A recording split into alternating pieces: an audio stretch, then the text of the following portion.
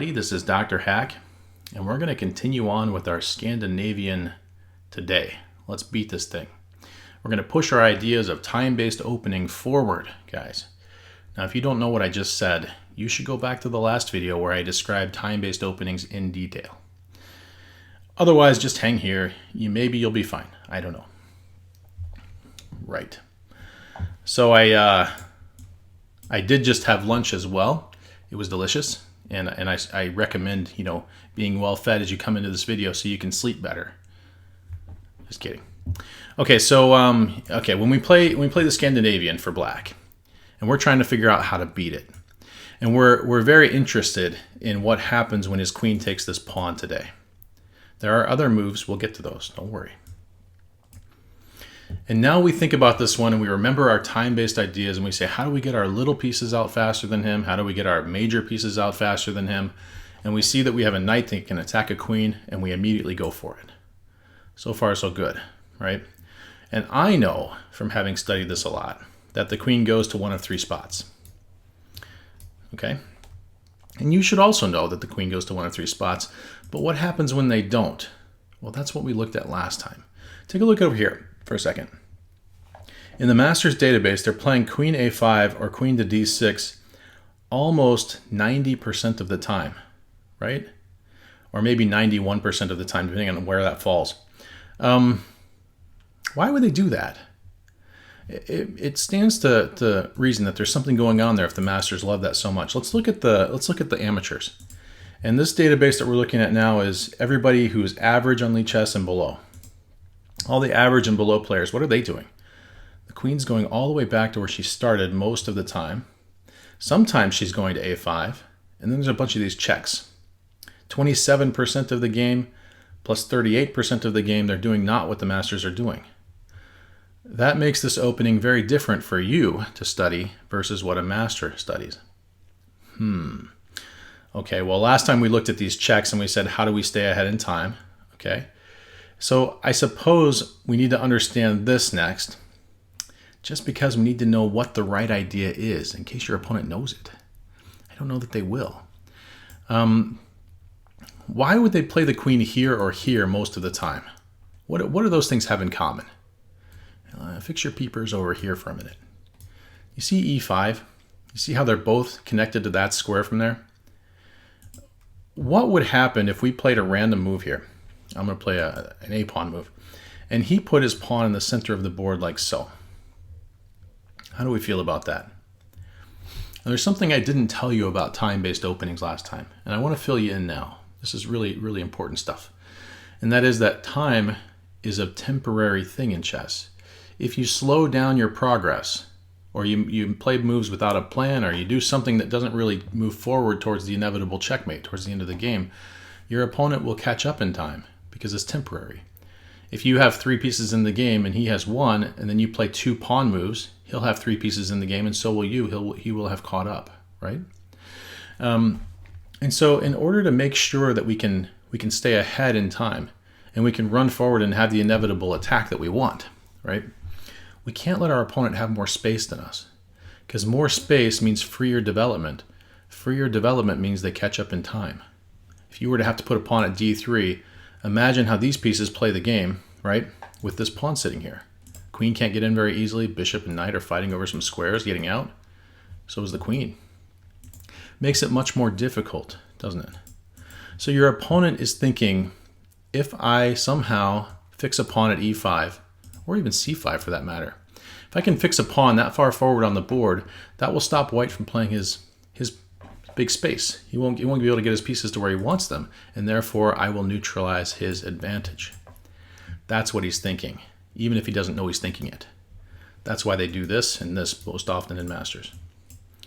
So we need to make sure that that E-pawn doesn't arrive there, and that's how you can remember it. Okay, you can remember that D4 must happen soon and now.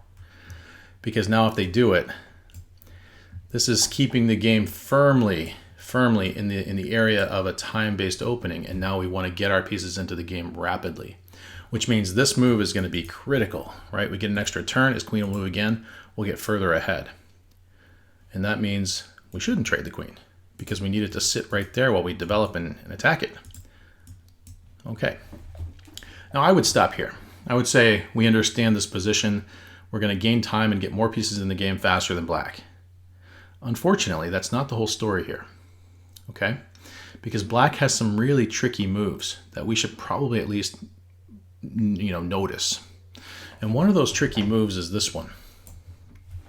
It looks very strange, right? But our bishop is pinned. It can't move. And his bishop is attacking it. Great. And it makes it very difficult for our knight to develop. Because if you count, right, 1, 2 against 1, 2, and it is white's turn, okay? What would happen if we did this, and he took it, and we took it back, and then he put another piece in the game, whichever knight he wanted to put in here. Now we'd still have, 1, 2 against 1, 2, and it would be white's turn, but now we have messed up pawns. So this can't be better than it was a minute ago. Our time is equal, and we have a worse pawn structure than we had a moment ago. So we probably shouldn't put the knight there. Maybe we should put the pawn there, right? Well, he's going to move this away for sure. And when we look at it, we go, well, now he's got 2 in the game. We've got 2 in the game. Time is still equal. But now this guy can't develop very easily. Again, he can't go there. He can't go here. He doesn't really want to go there because, watch, same problem again. Black develops whatever piece he develops. He's got 2 in the game. You've got 2 in the game. And you've got a worse pawn structure again. That's not how we get ahead in chess. Okay? So now we can't play f3, and we also can't play knight to f3. So we need to do a different move. Have you spotted it yet? White to move and keep the time advantage. It's actually this one. And what we did there was we brought a new piece into the game. Sure, now we've got 3 and he's got 2. Fantastic. But we've also made it so that black cannot bring another piece in the game right now. Because if he does, then we're going to take this piece a bunch of times. Even if he brings a piece in and defends it, we're going to get it, right? So he can't do that. He has to deal with this problem right now. And the best he can possibly do is to capture our bishop. If he moves away, we're just going to bring another piece in the game. And now we've got 4 in the game to 2. We're still moving forward in time and getting ahead. So the best he can do is take it. What do we take it back with? Oh, the queen. Because we need to gain this turn. And also, our queen is looking at his king. And he's saying, like Adele, hello from the other side. And so if we move the queen out of the way, maybe there's going to be discovered checks. Maybe we could even take a free pawn with check. Or something crazy like that. Or, what if black plays his other tricky move? Which is this bishop coming out and pinning the knight. We hate pins, don't we? I think as amateurs, those are the worst moves to handle are the pins. We'll look at more of those in a minute. But what happens now if he takes this and we take it back and then he takes it back and says check and, well, now he's got a fork between 2 pieces. Oh no, right? We better do something about that. Well, maybe we don't have to. What if we just force him to make it happen now? And he goes, because if he moves his queen away, we'll say check and we'll win a piece. Or some such thing. Maybe we'll try to do something like that. Or go say check and win a piece and attack a rook or something. So he has to initiate his idea now if he's going to do it. Okay, so he does. And then he says check. And white to move and win the game. That's it. Discovered attack. Block our check. He's in check. He can't move his queen. We win a queen. Hello from the other side, my friend. Yes. We must have tried that 1,000 times. Okay. So that move also has some problems at this moment because of the tactic of the queen against the king. But let's go back. Let's try that idea first. This is the other tricky move that he could try, isn't it? He's attacking that twice. It's only defended 1 time. We know he can win it if he wants to. Let's let him for just a minute here for the sake of argument. And he takes it, and we take it back, and he takes it back, check, and we develop our bishop. And the queen has to move. Let's go ahead and follow this for a second. Queen back here. Do we see white's got 3 pieces in the game, black's got 1, and it's white's turn? Was that worth a pawn? Ah, it was, wasn't it? We know this one. In chess, 3 moves with the minor pieces or the major pieces is worth a whole pawn. And we just got exactly that. So we definitely can let go of the pawn. That's very okay. And we're threatening to get our last piece in the game, and then maybe we'll go after this guy before he's even developed at all. This bishop can't develop because the pawn's loose, right? Lots of good things happening here. And if we were to play maybe another move, and maybe we look at what this guy did, and he castled and just brought his last piece in the game, right? He's playing principled chess. This is a very smart person. Sharapov, Mr. Sharapov, well done. I tip my hat to you. And we're sitting here going, well, how do we continue on with our advantage? Well, we can always gain more time by attacking the queen and chasing it around if we want to.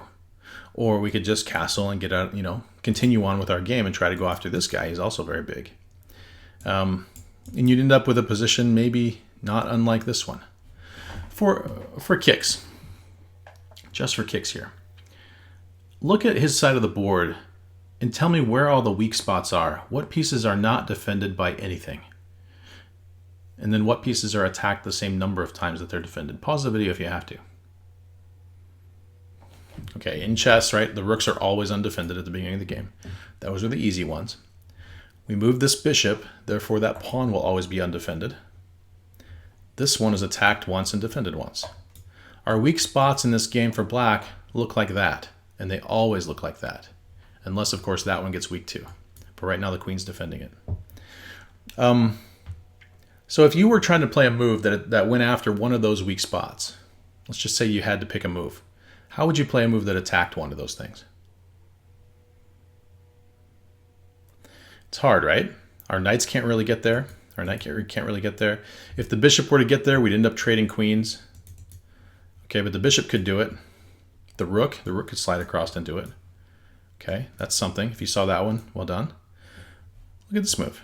Queen A1, attacking both of these circles up the diagonal. Queen A1 is actually a possible move here, and it gets your queen into the game very well. That's so weird, guys. Now I'm going to go ahead. I want you to make your guesses. Tell me how much you think white's ahead, or if you think white's equal, or if you think black's ahead. Think about it in your head. I'm going to flip on the machine, and we're going to check and see.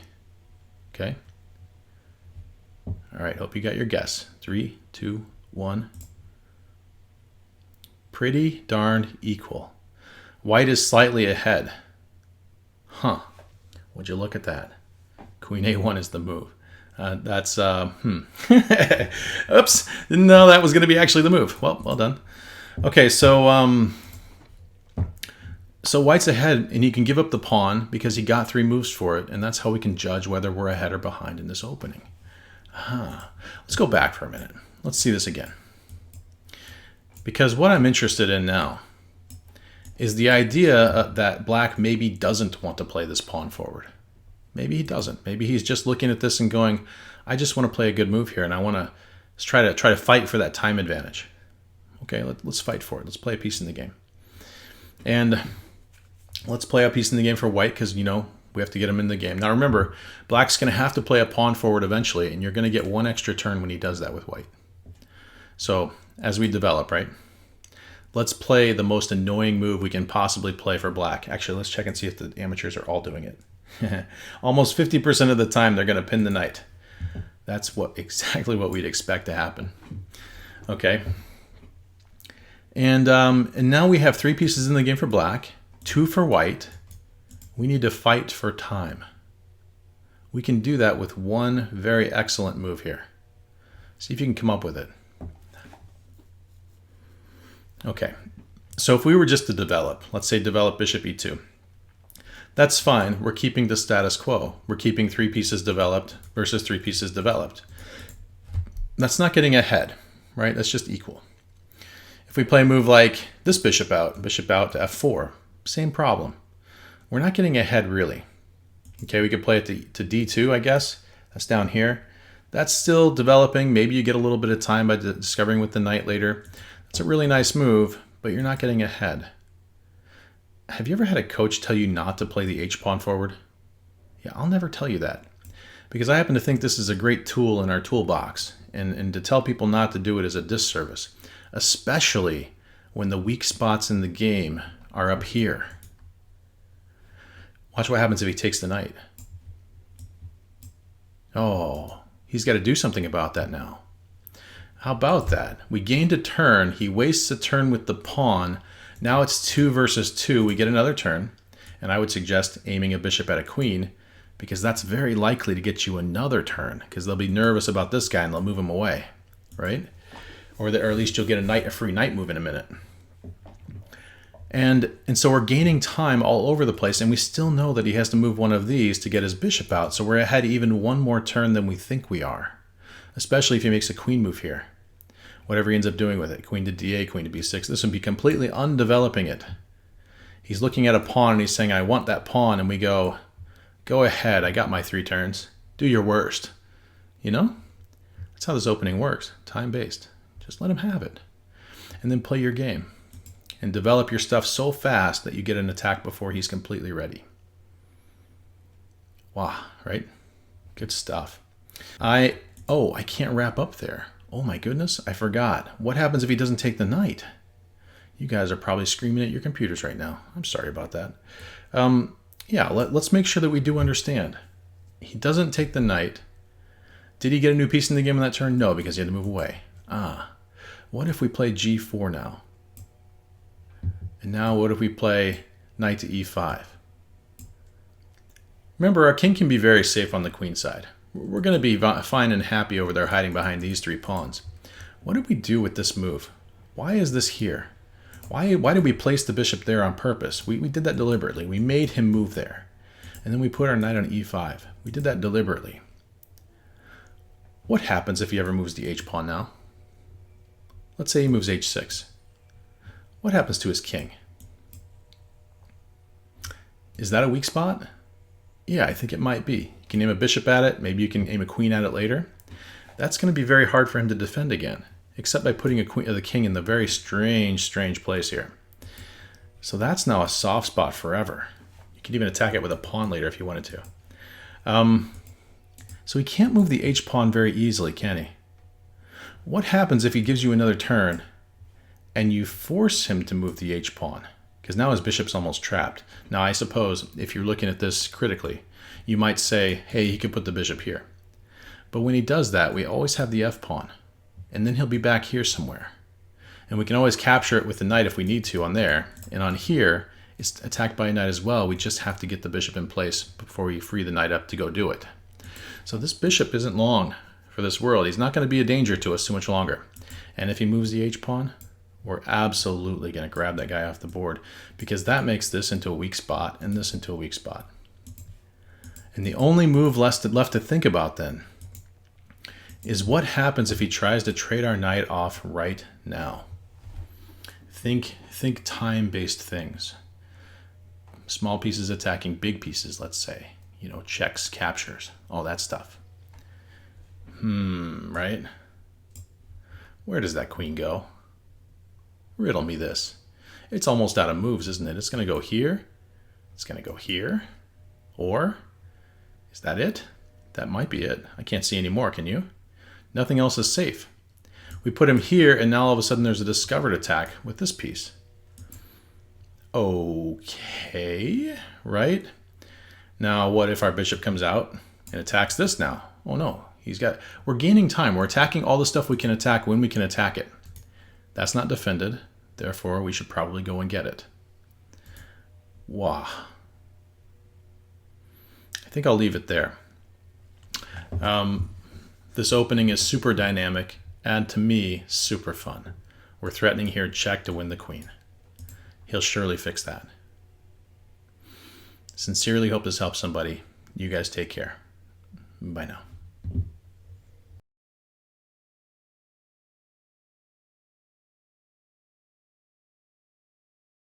You